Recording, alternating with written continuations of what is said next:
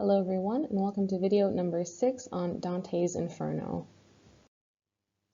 In this video, we're going to continue our discussion of Canto number 3, but now we have a new focus question, and you can find that on page 745 of your textbook, and I've also reprinted it for you here. Dante notices an old man in a boat, Charon. Read to find out who he is and what he does. So as we read through lines 67 to 92 of this canto, this is what we're going to focus on. So who is this old man that Dante sees, and what is his purpose? But additionally, we're also going to look at the surroundings of hell we're introduced to. So you can read along with this on page 745 to page 747 of your literature textbook. I'll read them aloud on these next slides, and then we'll dive into analyzing each tercet. Then, at the river, an old man in a boat, white-haired, as he drew closer, shouting at us, "Woe to you, wicked souls! Give up the thought of heaven. I come to ferry you across into eternal dark on the opposite side, into fire and ice. And you there, leave this place, you living soul. Stand clear of these who are dead." And then, when he saw that I did not obey, "By other ports, in a lighter boat," he said, "you will be brought to shore by another way." My master spoke then, "Charon, do not rage.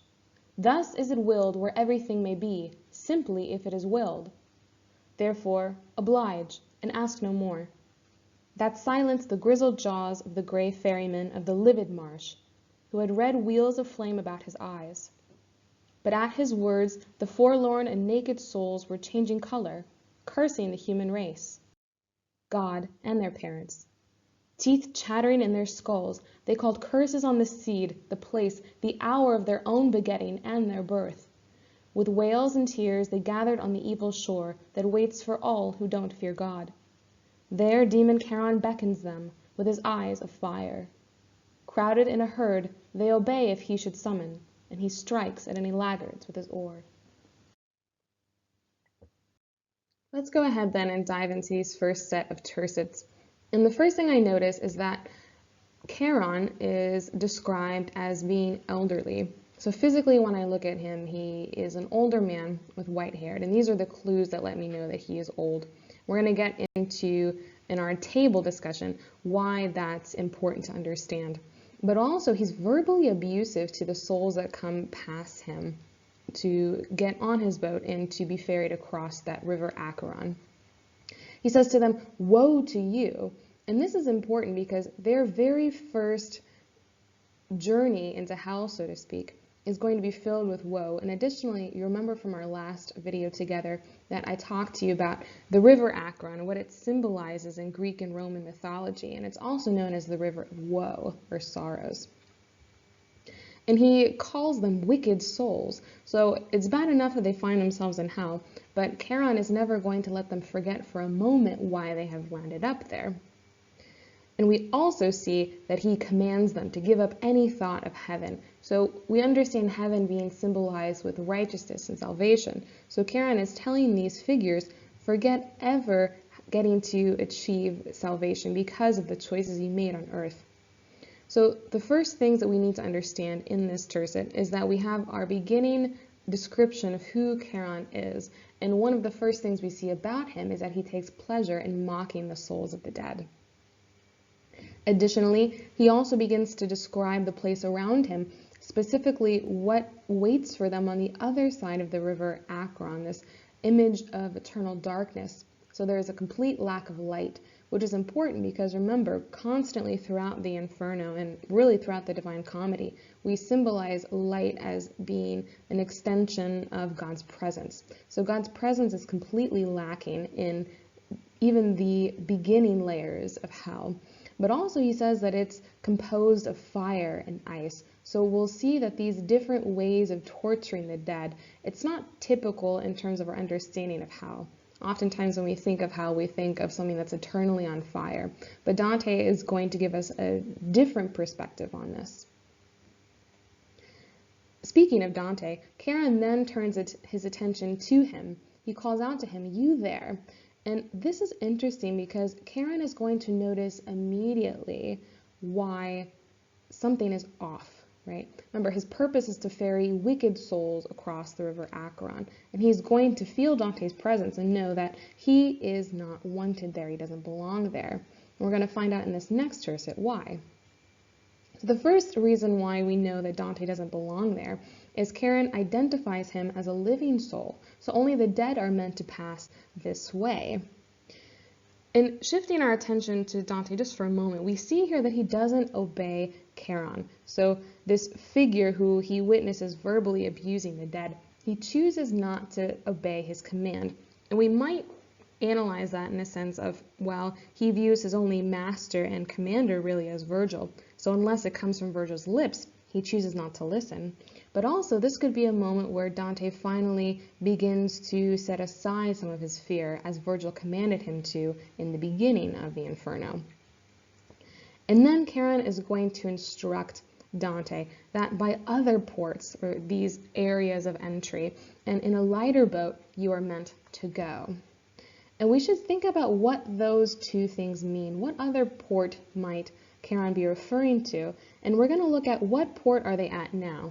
So they're at the river Acheron, this port into hell. I understand that the Divine Comedy is composed of both the Inferno, meaning hell, purgatory, this area in between, and then finally heaven. So this gives us hope, perhaps, that Dante doesn't belong in hell, not just because he is alive, but because he is not wicked enough to deserve to be there. Turning now to our worksheet, these are the physical descriptions we begin to see of Charon. So one, his physical presence is a reminder of death. He's described as an old man with white hair, things that characteristically happen to us as we begin to get older and closer to death. But he's also verbally abusive to those around him, and he takes pleasure in doing so. But finally, we need to understand that Charon has a divine purpose to be there. His purpose is to ferry the wicked, or to chart them across this first of those three rivers of hell. Then we're going to turn to the description of the shore of Acheron, which is the setting for this portion of the Inferno. We see, one, that it's dark and terrifying. Any who pass through this way are commanded to give up any thought of heaven, that they're going to a place eternally without the presence of God, and where they'll be tortured with extremes, this idea of fire and ice. But also, this area of hell is reserved specifically to ferry the dead. And as we talked about, this is going to be important for our understanding of why Dante doesn't belong here.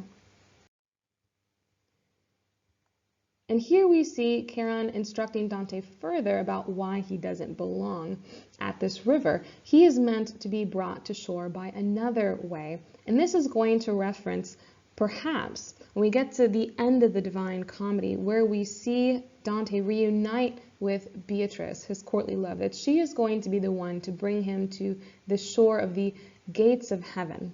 So again, referencing the idea that Dante has hope of not being condemned to hell. And then we see Virgil step in for Dante. Don't forget also that he's still noted as this master of Dante's. And he tells Charon not to rage, so don't be angry. And he tells him why he shouldn't be.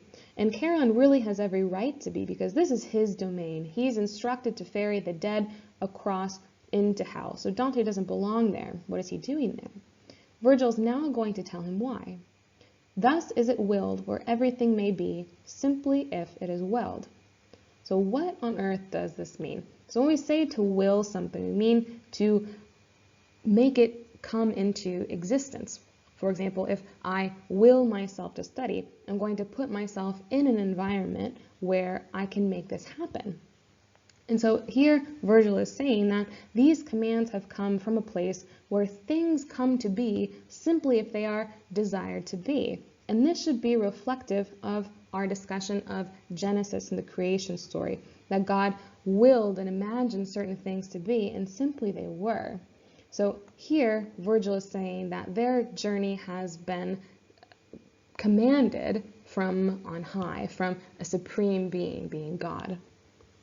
And as such, we see that Charon silences himself and he lets them pass. And again, we need to remember that we're focusing on how Charon is described. So from a physical description, we again get this understanding that he is aged, these grizzled jaws, gray ferryman. So again, conscious of the fact that he physically represents death, but also that he must obey the will of God, right? Because he has to listen to Virgil's command to let them pass.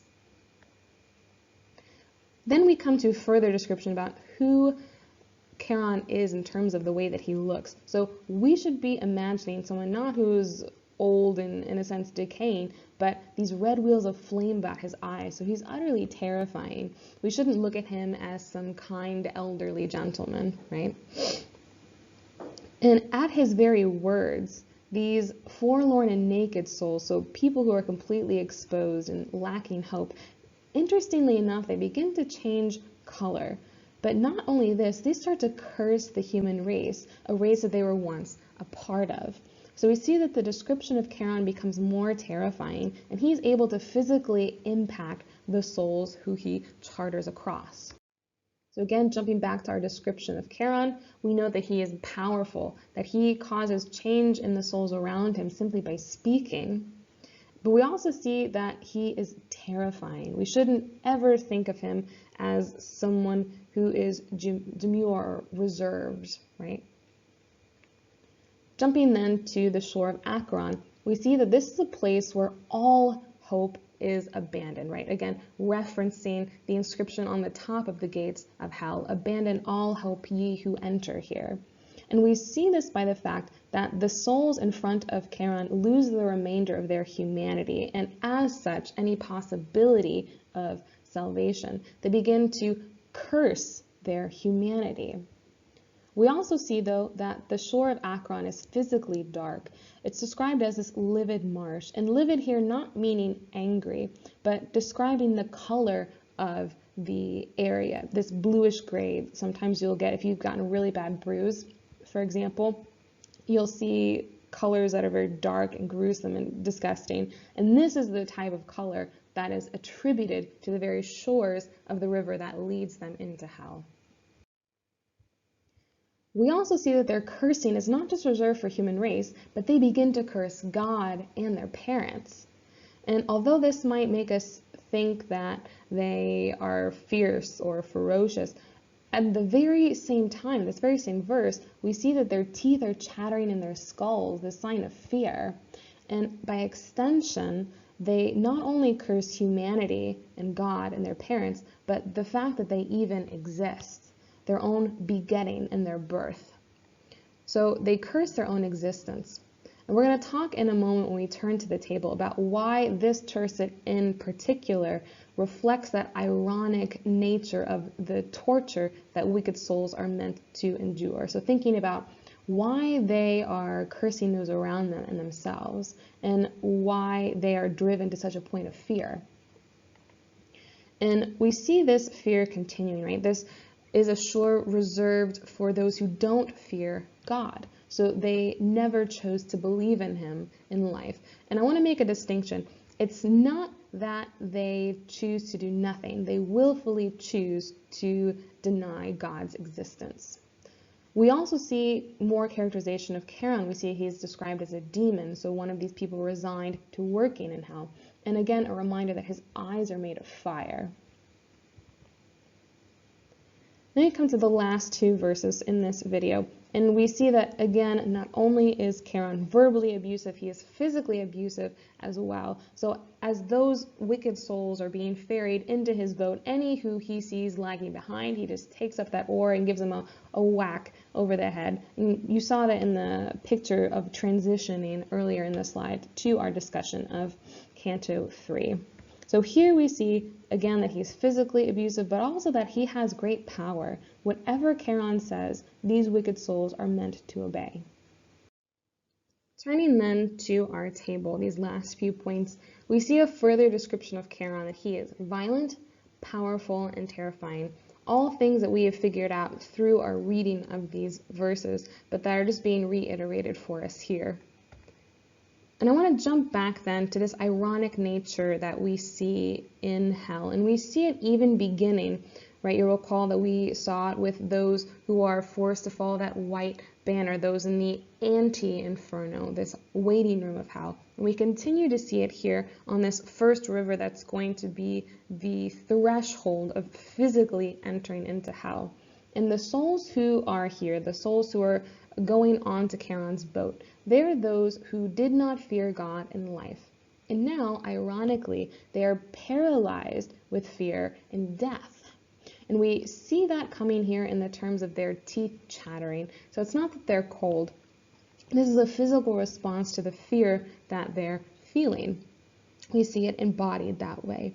But also that they are wailing, that they're crying profusely. And this is important because we begin to see this anticipation of more ironic punishments to follow. That's it for video number 6. Here's a quick preview for video number 7. We're going to finish up Canto number 3, which again, just a reminder, takes place at the shores of the river Charon. So please, when you get ready to watch video number 7, please do make sure that you download the video worksheet for it. You'll find that linked on lesson. Thanks for listening, and see you next time.